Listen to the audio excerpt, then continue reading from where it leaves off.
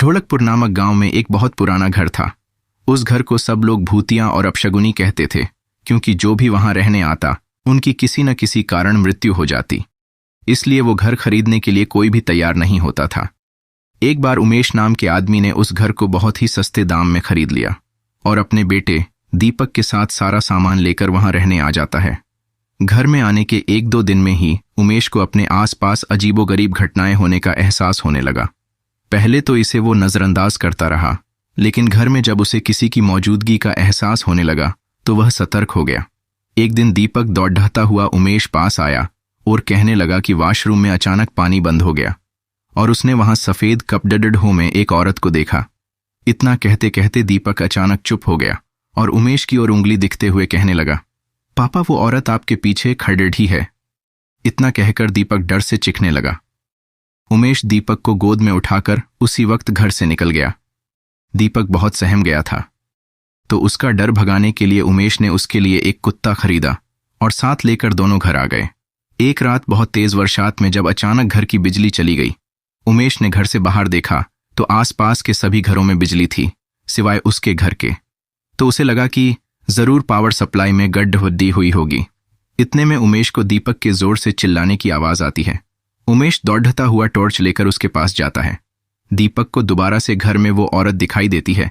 दीपक को सहमा देख उमेश उसे अपने साथ बिजली ठीक करने के लिए ले जाता है। उनका कुत्ता भी यहां वहां देखकर जोर से भौंकने लगा। उमेश को आभास होता है कि कोई उनके पीछे पीछे आ रहा है। पावर हाउस का दरवाजा खोलते ही उमेश को एक लाश दिखाई देती है। लाश देखकर दीपक भी डर के मारे चिल्लाने लगता है। उमेश अपने बेटे को लेकर तुरंत घर से बाहर भागने की कोशिश करने लगता है। घर से बाहर निकलते हुए अचानक उमेश का पैर दरवाजे के पास बनी लकड़ी की बनी सीढ़ियों में फंस जाता है और बहुत कोशिश करने पर भी वह पैर बाहर नहीं निकाल पाता है। दीपक अपने पापा को बाहर खींचने की कोशिश करता है, लेकिन काफी प्रयास करने पर भी उसका पैर बाहर नहीं निकाल पाता है। कोई उपाय न दिखने पर दीपक अपने कुत्ते को लेकर वापस घर के अंदर चला जाता है। तभी वो औरत दीपक को एक कमरे खींच कर ले जाती है। कुत्ता भी उसके पीछे भौंकते भौंकते उसी कमरे में चला जाता है। थोड़ी ही देर में कुत्ते के भौंकने की आवाज बंद हो जाती है और दरवाजा खुद ब खुद बंद हो जाता है।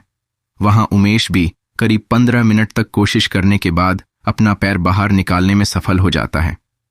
उमेश दौड़ता हुआ घर के अंदर जाता है और चारों ओर दीपक की तलाश करता है, लेकिन उसे न तो दीपक और न ही कुत्ते का पता चल पाता है।